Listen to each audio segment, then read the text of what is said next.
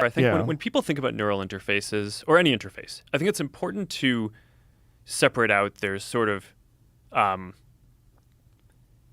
there's feedback that you're giving to the computer, and then there's information that the computer gives to you. And you can separate those two things out. So I actually think the super hard part here is going to be having a computer give you information straight into your brain. And that's not a thing that we're working on. So some people, I mean, like Elon with Neuralink and those companies, I think that's just taking this like super far off. I mean, maybe it'll be ready in like a couple decades. I mean, there will probably be interesting use cases in the near term for people who have injuries or something like that. But I think, normal people, I think in the next 10 or 15 years are probably not going to want to get something just installed in their brain for fun, is my guess. I don't want to be an early adopter. Yeah, I think you want like the mature version of that, not not the one that where it's going to get a lot better next year and you need to like get your brain implant upgraded every year. So, but here's the kind of version of this that I spent a lot of time thinking about. So, you have AR glasses, right? And how are you going to control them? Right. I mean, how you kind of control any computation devices is obviously it's super fundamental to what the platform is. So you have a bunch of different modes. One of them is going to be voice, right? You'll be able to talk to it, but that doesn't always work, right? If you're in a public place or you want to be discreet or you want to just not annoy the people around you, you're not going to want to dictate everything out loud. A second way is going to be, using your hands. So let's say, okay, it's like I snap my fingers, we have a chess game, right? Or a poker game. And okay, here's our chessboard and I move a piece. It's like, okay, yeah, that'll do with my hands. That's kind of cool. But like, you're not going to be walking down the sidewalk, like manipulating stuff with your hands. I mean, that Minority Report style.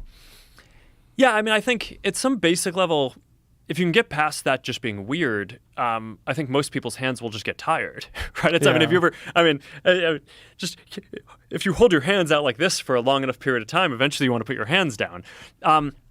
So the question is, how do you make it so that you can basically go and have your mind give commands to the computer, in this case the glasses, without having to speak out loud, without having to wave your hands around, even though those things will be great for some use cases, you're not going to want them all the time. So the research that we're doing, it's based on it's basically input only, and it's focused on, so it's not trying to send signals to your brain. It's trying to make it so that your brain can communicate with the computer. And the path that we have is it's based on the fact that we have all these extra motor neurons in our body, right? And part of the reason for that is like in case you get hurt, you have neuroplasticity, you can rewire, do stuff, like find a different pathway to kind of send a signal to move your finger or something.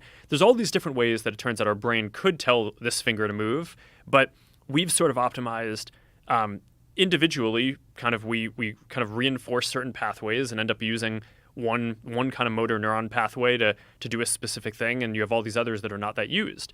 So it turns out you can have a device on your wrist that basically your brain can communicate with your hand, tell your hand to move in like a pattern that it isn't used to, and then the wristband can sort of pick up those signals and translate them into completely different things, like having a virtual hand move in front of you while your physical hand is just kind of sitting there at your side. Whoa.